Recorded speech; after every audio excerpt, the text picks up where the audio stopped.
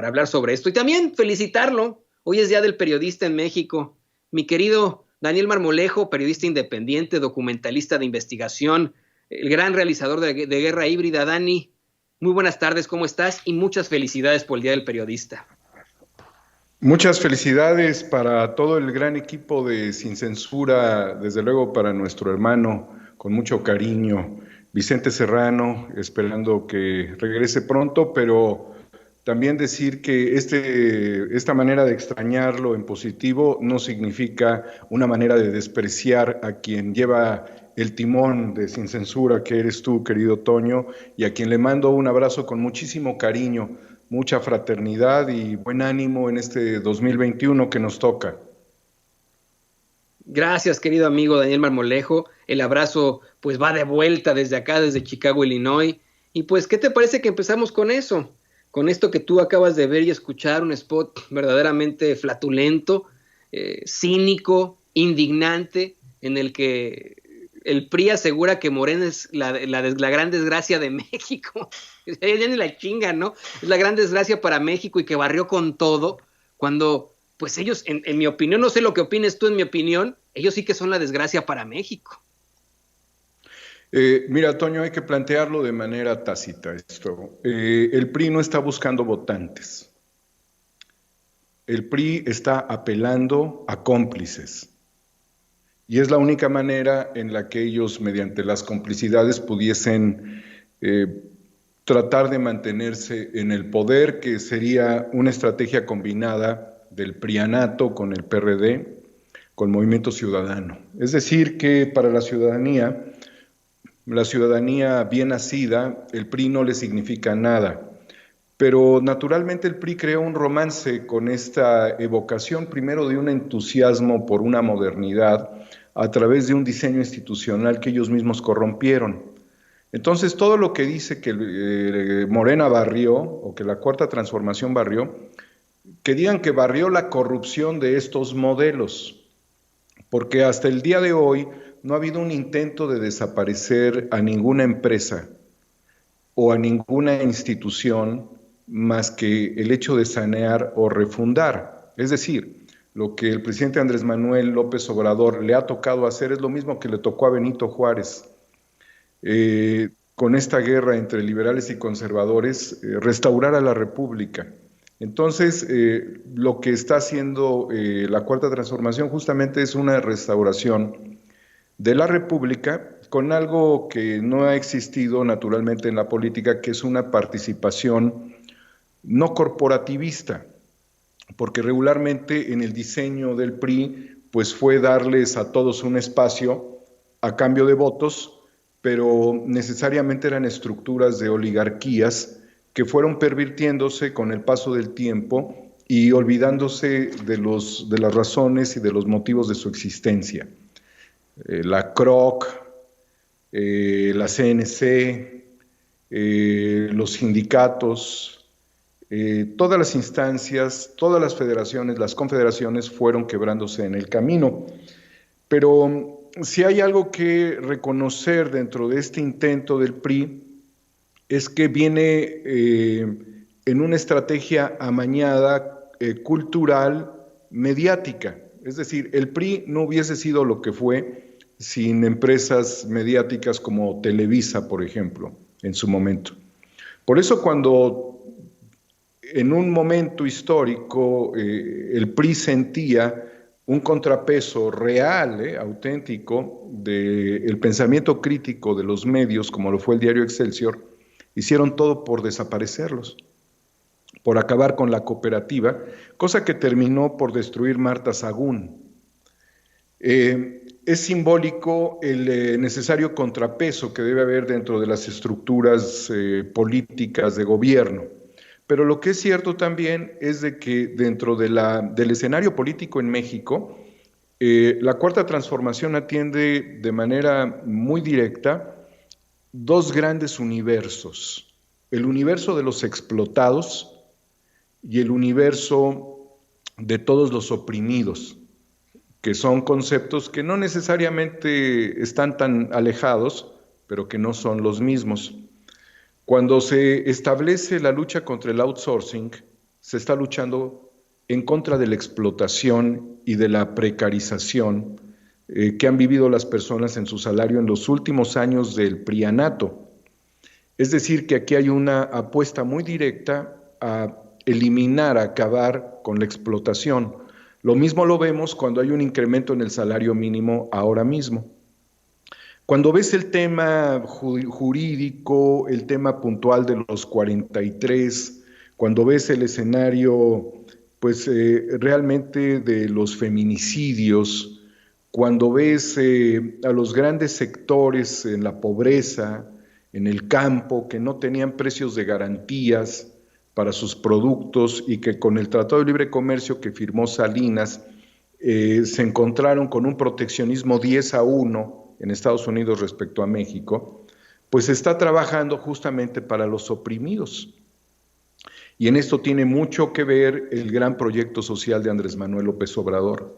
Entonces, son dos universos que se atienden en este momento y que fueron pervertidos justamente por estos fabricantes de spots, que en el caso concreto es el PRI, en donde habla de que, pues no sé cuál es su eslogan, pero el PRI debiera ser analizado desde el punto de vista prácticamente de un centro del poder con deformaciones psiquiátricas.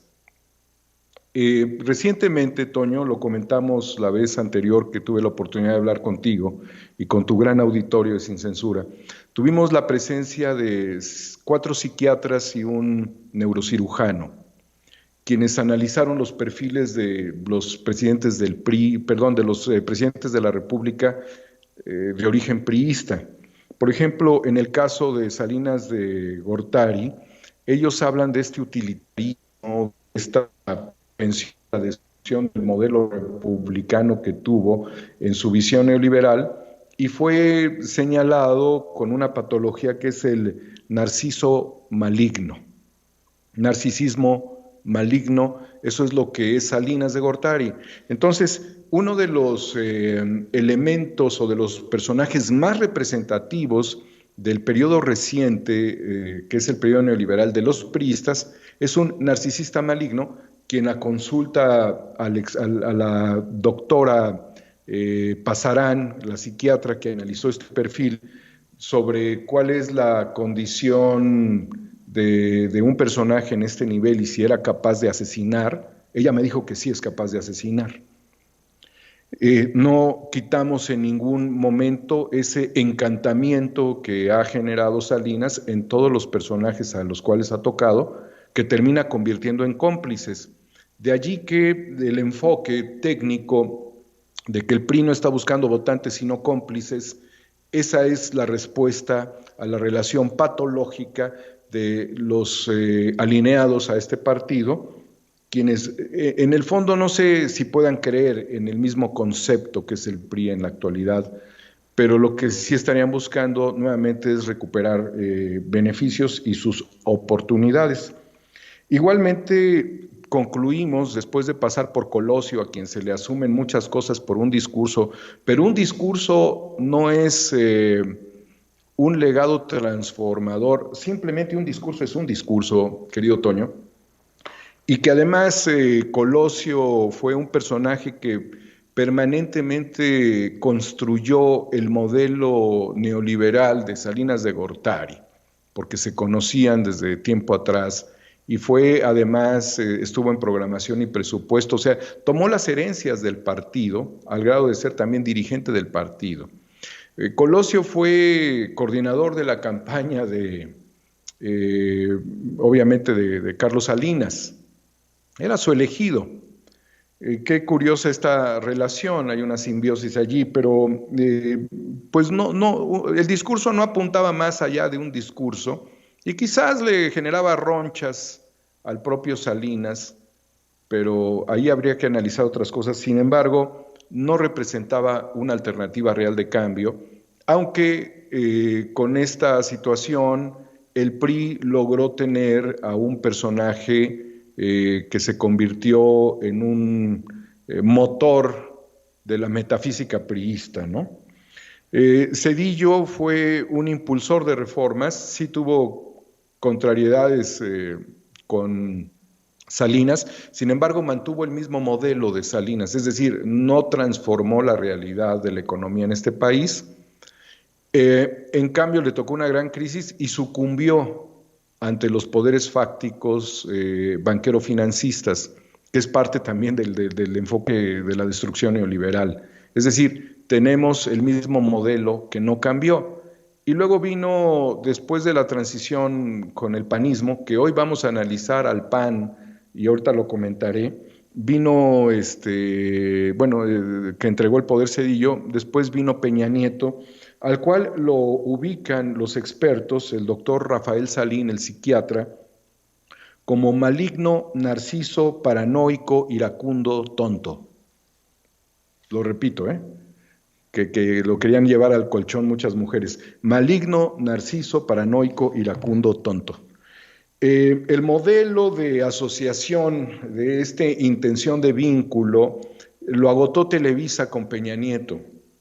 O sea, el modelo de caricaturizar el poder o de enfocarlo bajo el concepto de telenovela o el concepto de la vecindad del Chavo del Ocho, como yo lo reflexioné con los psiquiatras, donde todos son disfuncionales, pero todos están en la misma casa, la vecindad sería el PRI. Y sé que va a haber gente que va a empezar pero es que es la realidad, o sea, no podemos hablar de desigualdad, sino de corrupción, si no se hacen estos planteamientos. Estamos desmenuzando, yo creo que con esto del spot priista. Realmente fue una situación en donde incluso a Peña Nieto, la sociedad mexicana que fue, promovida con estos valores culturales de Televisa en la última etapa de los últimos 40 años, realmente le tienen lástima a este personaje. Ahora quiero hacer un señalamiento. No se trata de estigmatizar a las enfermedades mentales, porque muchas personas tienen estos problemas de salud mental por una cuestión genética, por una cuestión neuronal, por muchos factores. No vamos a estigmatizar a las enfermedades mentales que, de acuerdo con los expertos, han tenido los expresidentes de México bajo estos condicionamientos de que están locos o de que no.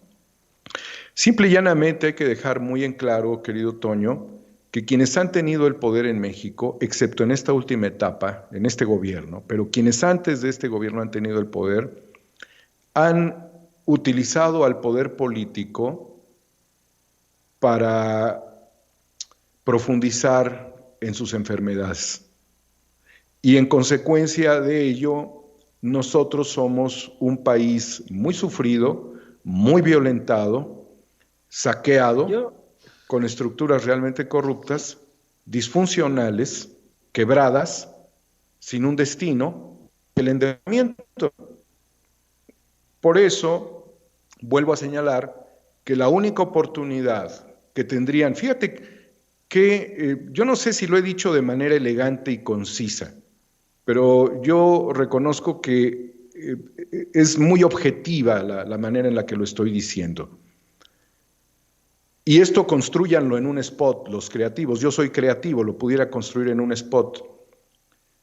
La única posibilidad que tienen ellos es de no sumar votantes, sino cómplices. Entonces, quienes tengan una salud mental, una salud emocional, quienes busquen un país transformador, quienes quieran salir de esta tradición política del prianato, quienes se amen a sí mismos y amen al prójimo, no pudieran evocar este modelo bajo una condición de salud mental. Sí. Allí no hay felicidad. También yo pregunté de manera muy significativa a los expertos, ¿y estos hombres se enamoran? ¿Y estos hombres hacen poesía? ¿Y estos hombres velan por el interés del prójimo? Hubieron cosas muy interesantes, como cuando una señora muy humilde se le acerca a pedirle caridad a el presidente Zedillo, creo que todavía era la etapa de candidato, una etapa primaria todavía dentro de su proceso, y le respondió, no tengo cash. Uh-huh. Ese es el nivel de empatía que realmente tienen este tipo de políticos y por lo cual un pueblo que quiera realmente evolucionar, trascender, luchar, encontrar su propio destino, sembrar árboles, sembrar vida, pensar en las nuevas generaciones, apostar a un gasto público racional, apostar a que se tenga la producción necesaria tanto de alimentos como de combustibles para lograr soberanía, apostar el presupuesto a los adultos mayores, a los niñas y niños con discapacidad en este país, a las familias que puedan elegir la instancia infantil que más les convenga, apostar el presupuesto para darle garantía a los productores de frijol, maíz, arroz, leche, apostar el presupuesto de manera consciente para que haya fertilizantes gratuitos, apostar por la salud universal, para que las escuelas puedan ser remozadas o acondicionadas de manera directa, apostar para que haya presupuesto para universidades del modelo Benito Juárez, apostar para que haya un aeropuerto sobrio, porque no va a ser un aeropuerto fastuoso, pero funcional, apostar por los caminos rurales, por las carreteras, por el tren Toluca, Ciudad de México, apostar para que el lago de Texcoco se recupere, apostar para que Chapultepec, todas sus secciones y lo que era la residencia oficial de Los Pinos, sea el parque más hermoso del mundo, apostar para que haya internet para todos. Apostar por esto es verdaderamente apostar por este país bajo las lógicas de la transformación y del amor.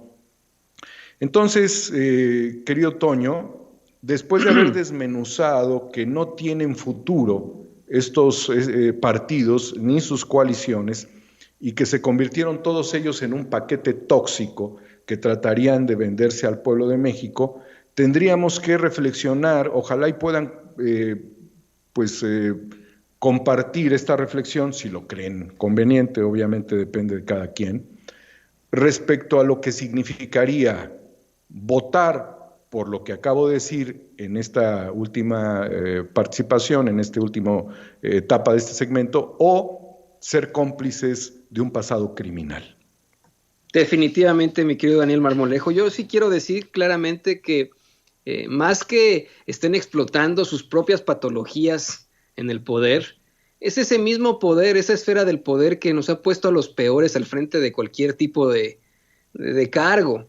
Yo insisto con esto, ¿no? Son los niños consentidos que tuvieron todo desde que eran muy pequeños, todas estas cosas que se le atribuyen a la familia de Salinas de Gortari, por ejemplo, a él y a su hermano. No podemos olvidar el incidente con una trabajadora doméstica en su casa. Tantas situaciones y todo lo que se le ha dado a este tipo de familias para que al fin y al cabo nos pongan a cualquier cabrón al frente de un país. Imagínese usted, nos pueden poner a un narcisista, como bien lo menciona Daniel Marmolejo, que más le tira a la sociopatía, ¿no? Nos pueden poner a un alcohólico, ¿no? También ahí al frente de México, porque para ellos eso es lo claro, ¿no? El tener a la gente, a ese tipo de personajes ahí, porque ellos son los que tienen el poder, cuando alguien que puede venir desde abajo, echándole todas las ganas, que puede demostrar de lo que está hecho, de lo que puede hacer, nos podría dar, un mejor servicio público que cualquiera de estos desgraciados. Esa es la realidad. Y lo malo es que no solo explotan estas patologías, sino que llegan ya con esas patologías. Imagínese usted, como nos ponen a cualquier cabrón, mientras sea hijo de papi, hija de papi, nos pusieron durante mucho tiempo en el gobierno, pues podían llegar con cualquier tipo de situaciones horrendas en su pasado, siendo personajes muy, muy, muy malos, en definitiva. Pero bueno, mi querido Dani, ¿qué te parece que cambiemos un poquitito de tema? Y le voy a pedir a don David que nos grabe, porque ¿quién mejor para hablar del llamado del presidente López Obrador a que liberen a Julian Assange, para ofrecerle asilo político en México, que tú, como periodista independiente, como revelador de tantas situaciones. ¿Por qué no hablamos un poco de esto? Me parece muy oportuno que el presidente de México haya reflexionado sobre la condición de Julian Assange, querido Toño, y amigos del auditorio, sobre todo en un día simbólico porque Julian Assange es un periodista y porque de lo que se le ha acusado a Julian Assange es de haber hackeado los sistemas de la inteligencia norteamericana de la NSA. Sin embargo, en un evento reciente donde tuve la oportunidad de participar y conocer de viva voz las reflexiones de un exagente de la NSA, él señala que desde el año 2001 comenzó por parte de esta agencia de investigación norteamericana de seguridad un espionaje masivo de sus propios ciudadanos en Estados Unidos. Y que cuando él vio que esto rompía con la primera enmienda, decidió apartarse de todo ello. Y algo que fue muy revelador para mí es que señala que los archivos que fueron publicados, estas notas diplomáticas que fueron publicadas a través del portal de Wikileaks, corresponden a una infiltración interna. No fue una infiltración por parte de un hacker, sino que esta información fue tomada directamente de las computadoras de la NSA, vaciada en algún dispositivo como puede ser una memoria, un disco duro, y así le fueron entregadas a Assange. Es decir, que lo que publica Assange no parte de una estrategia de violar la seguridad, sino que es una información que le fue entregada. ¿Cuáles fueron los motivos? Pueden ser muchos los motivos, incluso pueden ser motivos como el desmontar que por temas de seguridad los periodistas en el mundo tuviesen la oportunidad de hacer públicas informaciones que contravienen intereses, sobre todo de la diplomacia norteamericana, respecto a las redes sociales y a todo esto que ha venido comulgando en un tránsito histórico muy importante. Entonces, lo fundamental era desmontar esta posibilidad y quizás ese es uno de los motivos por los cuales le dieron información para después terminar por censurar al mundo. Ese es un enfoque. Pudieron haber otros enfoques, incluso el tema de los derechos humanos, que se ha expuesto de manera permanente dentro de la lucha que emprendió Julian Assange, porque la humanidad tuviese la posibilidad de conocer las atrocidades que se estaban haciendo en el mundo mediante la política norteamericana y los distintos intereses que tejen. Pues bien, Julian Assange es una persona que desde mi punto de vista debió haber sido mejor utilizada por el gobierno. Perdió una oportunidad Donald Trump de llegar a las regiones orbitales norteamericanas respecto a desentrañar los motivos de la detención y de toda la fabricación de delitos que le fueron construyendo naturalmente a Julian Assange. Y finalmente lo que sucedió con él es una de las más grandes atrocidades contra los seres humanos. Es decir, el que Julian Assange esté detenido en este momento después de la traición del gobierno de Lenin Moreno a este pacto por la humanidad y por la justicia que había celebrado el expresidente Correa, que también está siendo perseguido por el traidor de Lenin Moreno. Por eso aquí aguas con los traidores a la Cuarta Transformación. Tengan mucho cuidado ustedes. Hay traidores definitivos, hay infiltrados obviamente. Pero esto que sucedió con él pone en relieve que el país que debiera promover, o los países avanzados que debieran de promover incluso la crítica sobre sus propias acciones ante la humanidad, terminan por cancelar los derechos de este ser humano y detenerlo en prisión. A Julian Assange lo están matando todos los días. Julian Assange no es un narcotraficante. Julian Assange no es un banquero financista.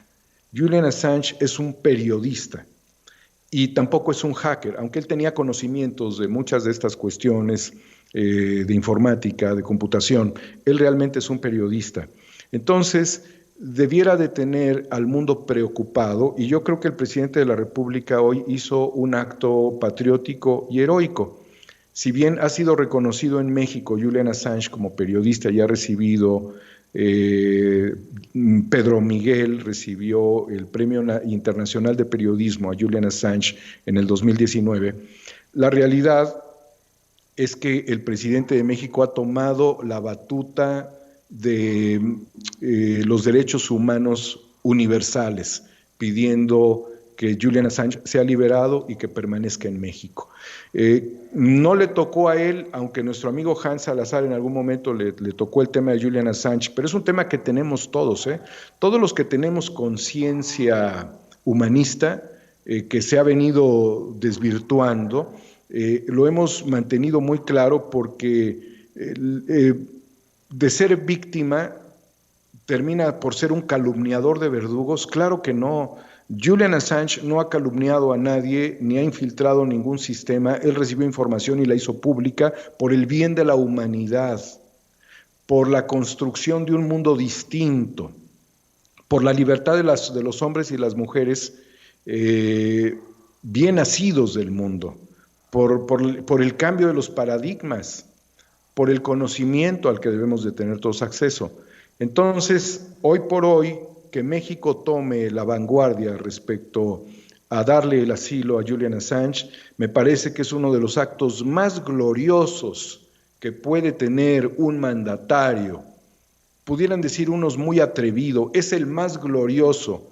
Y hagamos grandes diferencias, Estamos defendiendo a un hombre que habló por todos, no a un promotor de fake news, como hay muchos en México, para no señalar ninguno, nadie tiene comparación con la situación de Assange. Y así es, Rusia hizo lo propio, como tú sabes también, con otro de los expertos de la NSA. Entonces, Toño, hay que aprovechar esto y no hay que dejarlo solamente como una nota, como una información. Esta es una causa del periodismo, de la libertad de expresión y de los derechos humanos. Julian Assange debe ser traído a México y debe recibir el asilo que ofrece el presidente de la República. Y desde allí vamos a establecer un paradigma de relaciones en esto que suelen decir de manera muy fastuosa, el concierto de las naciones, por el bien de los seres humanos, por el bien de todos los medios alternativos, por el bien del Internet, de esto que se constituye como el hogar de la mente, pero no el de la destrucción, el de la mente que piensa en el futuro. Esa es, yo creo que la mejor reflexión que pudiera yo hacer humildemente por Julian Assange, por quien siempre he pedido desde el primer momento, Free Assange.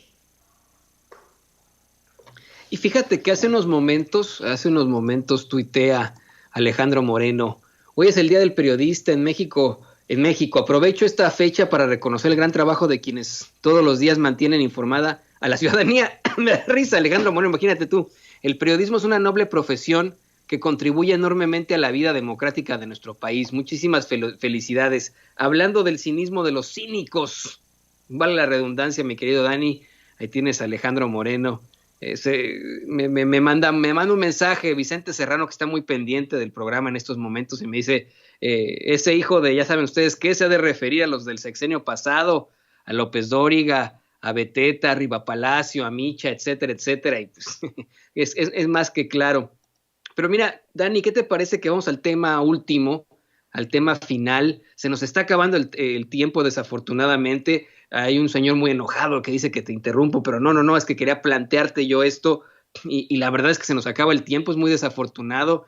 Somos esclavos del tiempo, eso es lo peor, y tenemos todavía que marcarle ya a Meme Yamel, pero no me quiero ir sin platicar contigo de cómo pueden estar relacionados todos estos temas: el presupuesto de egresos federal, el paquete tóxico de esos gobernadores federalistas y estas elecciones que se vienen ya en cualquier mes. Bueno, más bien en julio, en verano de este año, vienen las elecciones 2021. ¿Qué nos puedes decir sobre esto, Daniel? Solamente se requiere un poco de creatividad ahora, querido Toño, Ya no se requieren hacer grandes esfuerzos como cuando la oposición progresista se encontraba devastada en el medio de la frustración y del caos y de los fraudes.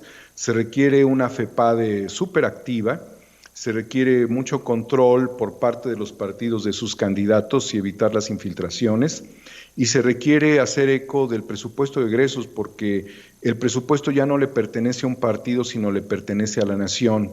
Entonces las canonjías no caben dentro de este proceso electoral. No se le puede regalar ni un dulce a un niño, es un delito electoral. Y desde luego yo creo que se va a lograr la transformación.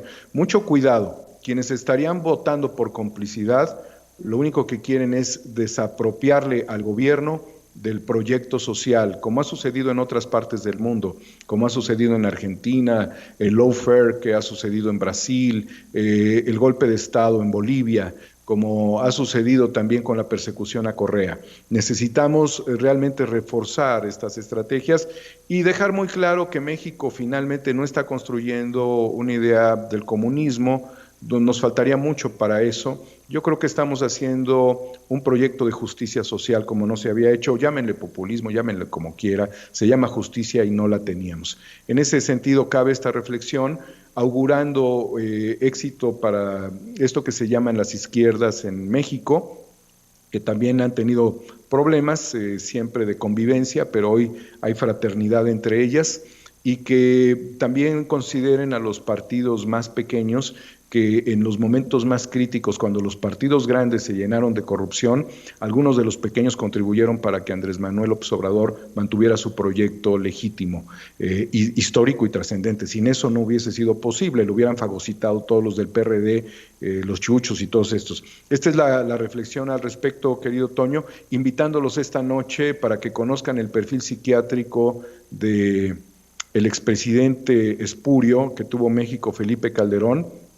También los analistas, los expertos psiquiatras quieren hablar de su esposa, de Fox y de su esposa, y de dos personajes orbitales en el gobierno y en la vida de estos hombres, Javier Lozano y Genaro García Luna. Hoy, 10 de la noche, Incorruptibles, va a estar fenomenal. Muchas gracias, querido Toño. Homo ex novo, Cuarta República. Un abrazo con todo mi cariño para todo el gran equipo de Sin Censura y para nuestro hermano Vicente Serrano.